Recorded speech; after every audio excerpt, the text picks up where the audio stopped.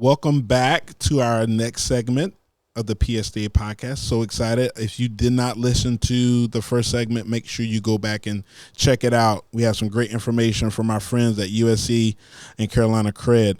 So let's continue the conversation. Libby, who's a good friend of mine. I've known Libby for a long time. Right next door in Sumter. She's from Sumter. I probably shouldn't say that. I'll edit that out. It's okay? Okay. I don't have to edit it out. She's from Sumter. I'm from Manning, right next door to each other. Great educator. So this next question is about the process. So what does the process of starting a micro-credential look like? What supports are offered for educators through CarolinaCrED? Well, thank you for asking that and giving me the opportunity to talk about it. I think we've already established that I am the veteran of the team. And I just want to say that while micro-credentials and that terminology may be new to many of our educators, I want you to know that I first got involved with micro-credentials in the state around 2017, so they are not new.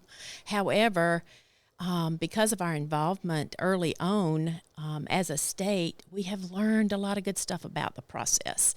So once you decide that you're going to participate in pursuing a micro-credential, I cannot tell you enough how the power is in the process.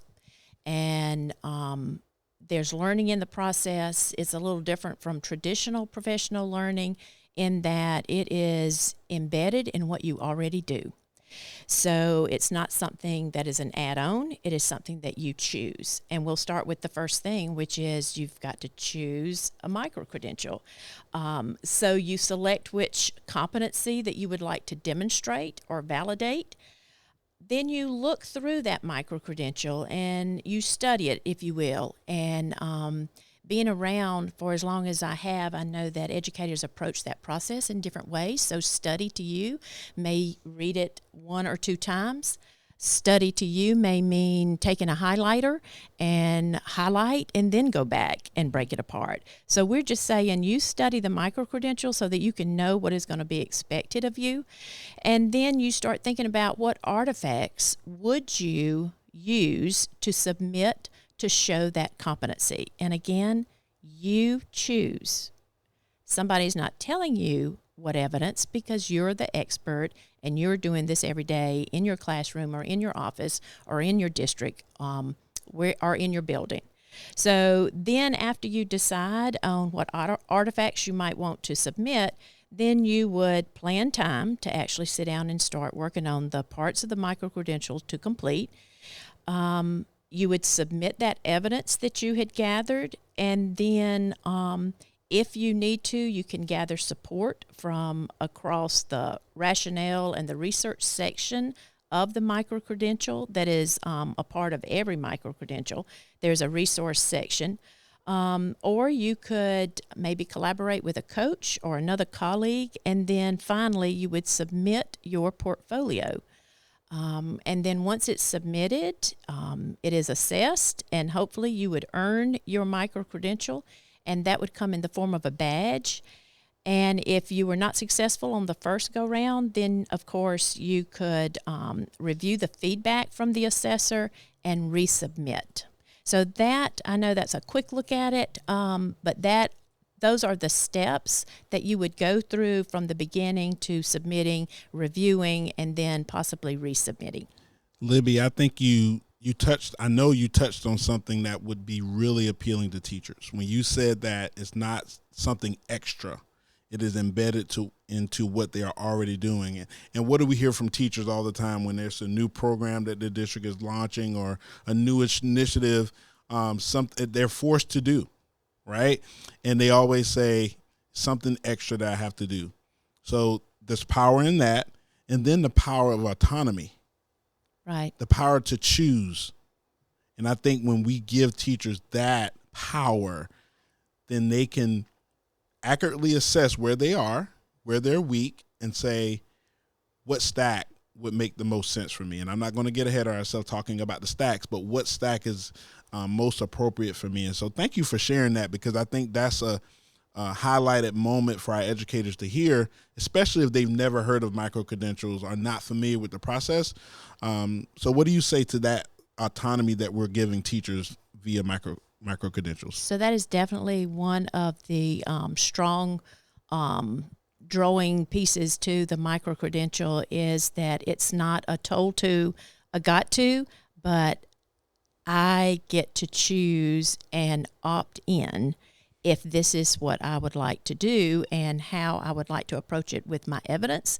And am I doing it to learn a new competency, or am I doing it to validate one that I think I already do kind of good, but I just really would like to know where I am on that. And then also there's a little trepidation sometime at the beginning. Is there support? So I just want to say that yes, and we can probably talk about this again later, but there is support. There's platform support. Our team member Janet can talk about that all day. There is platform support, but then our team also offers the process support, and that's where specifically we can design based on what your district needs or your school needs for workshops or office hours or check-ins, whatever we can do as a team to help you be successful with the experience with the process. When we look at any great thing that's happened in South Carolina or in our country or in our educational system, no one ever said, I did it by myself. Even though that teacher is choosing, right? They have the autonomy to choose this stack or this micro-credential, but you know that there is a team. You said the word team while you were responding just now. And to know that you have that support is so important for our educators. So thank you for sharing that. Thank you. So let's, we have probably some listeners out there, some PSTA members, are those that are listening all over the world, because who's not going to want to listen to y'all, right? Right? Yeah. That want to know the numbers and where we are with the numbers. And so, Elizabeth, can you talk about micro-credentials or MCRED by the numbers? Yeah, absolutely. So this is definitely very proud of these numbers that we have. Right now on our platform, we have 3,838 pursuers of micro-credentials. Wow. And, that may have increased in the amount of time we've been sitting there. So that's exciting because that increases every single day. We have 832 micro-credentials enrolled. And we say micro-credentials enrolled and not people enrolled because a lot of people are enrolled in more than one. They choose to do multiple ones. Makes sense. We have 2,106 micro-credentials that have been earned. So very excited about that people are out there earning them. And to add just a bit to what Libby was saying about the choice, I think people earning these micro-credentials is one of the amazing things about them is that they're job embedded. They're not meant to be one more thing. That's our worry when we go in with groups, that someone's going to say, oh, this is one more thing. I can't handle one more thing. I can't put one more thing on my very, very full plate. And we understand that. So the micro-credentials are designed to be job embedded. They're those lesson plans that they already have created. Or the artifact could be a small group's instruction that they're doing with a group of students that they record. So it's not meant to be anything extra. And not only is it job embedded, but we don't expect the lesson plan to look a certain way. We expect that it has these 4 or 5 points so the assessor can look at what they need to look for, and that's it. So also, we have 35 stacks of micro-credentials. So remember we said micro-credentials are of like topic, like subject. The really funny thing about this is that CRED came to us, and we are actually training a group of developers in the other room. So excited about that. They're being trained as developers, and they'll be helping us build these stacks with their expertise. And then another exciting thing is that we have 368 micro-credentials on our platform right now available for people. And so the likelihood that you can't find something for you is very, very, very slim. There's something there for everyone. So we're very excited about the number of pursuers, the number of people enrolled, the ones earned, and the sheer amount that we have to offer, which we are pretty certain that's the most in the nation right now that one platform offers. Thank you so much, Elizabeth. Libby? I just wanted to add to that, just to reiterate, we're talking about all of these micro-credentials, and what we have been real intentional about doing with the ones on the platform is making sure that it doesn't matter if you are a classroom teacher with a classroom full of desks and pods and computers, you can pursue the micro-credential, but you can also pursue the micro-credential if you are that person that is serving in another capacity. So the micro-credential would fit whether you are the classroom teacher or whether you are in an administrative way, a coaching way, a specialist, administrator, superintendent. So we can't say that enough. You don't just pursue it because you are in a classroom. So I just want to say that again. Absolutely. Thank you for sharing that. Anything else, Elizabeth? No, I was just going to add one quick thing about the example I gave of the coach earlier working with that teacher.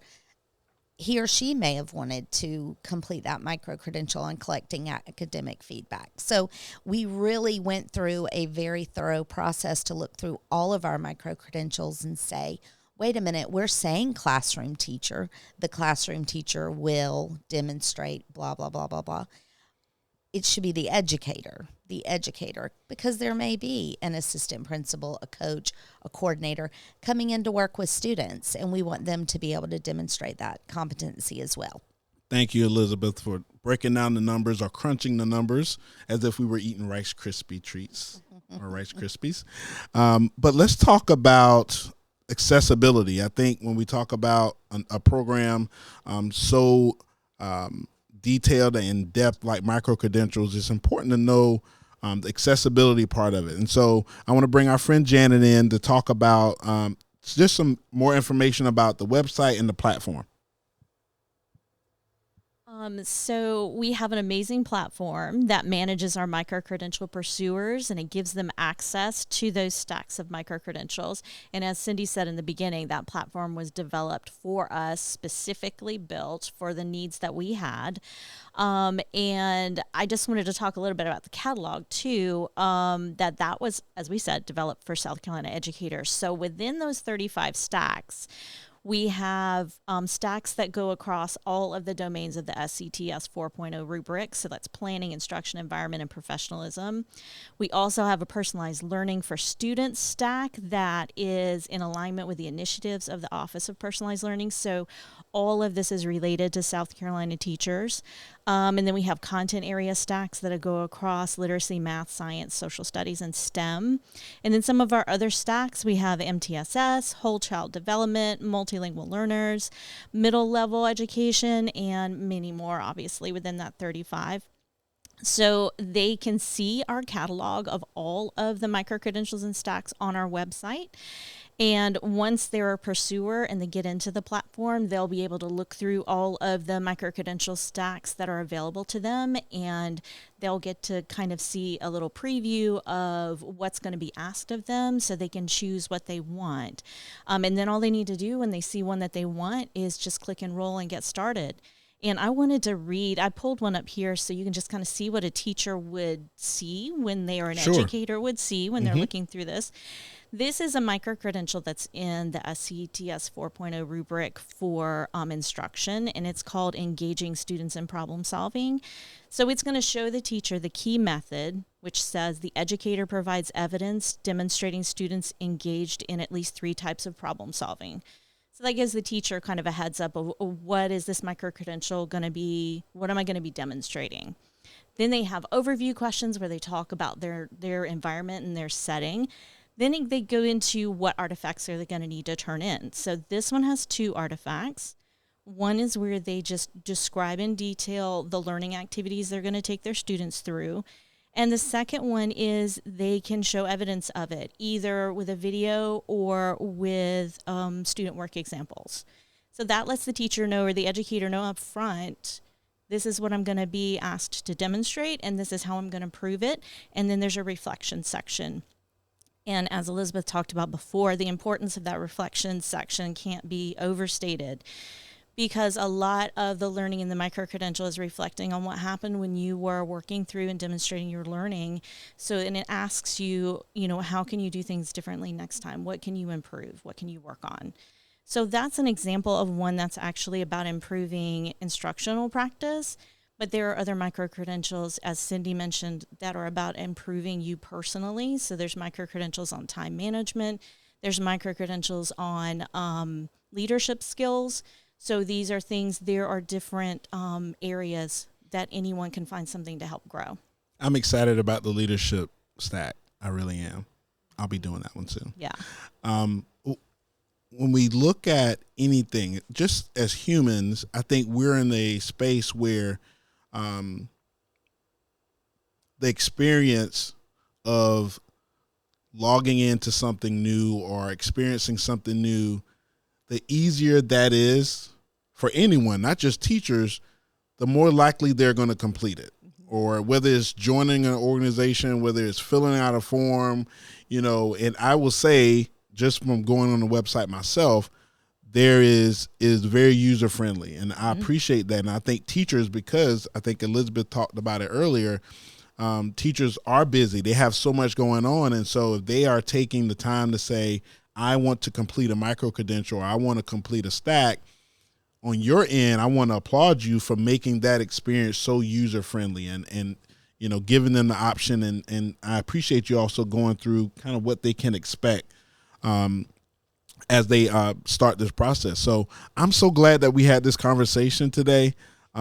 We are going to provide some information, because I know we have some teachers out there right now, not just teachers, but administrators and aides or anyone that works in our schools are ready to make these numbers jump out of the roof, right? But before we go, I want to open the floor if anyone wants to share anything else.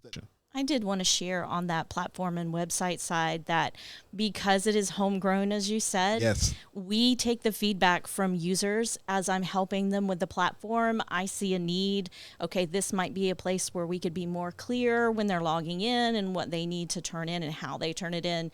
And we make those changes on the platform. It's not this huge company that's like a global company and you see a problem and you submit the help ticket and nobody listens to you. This is just us that you see in front of you. So when we identify needs for our teachers and our educators who are filling these out, we respond to those needs and try to make it. And having all been in the classroom, we kind of know what they're facing on the other side too. So we try to anticipate things that they need to make it easier. That's so good, Janet. Thank you. All right. I was just going to add to that. If a pursuer of a micro-credential is having a hard time uploading a video, Janet makes a video on how to upload the video, because we don't want anything to stand in their way.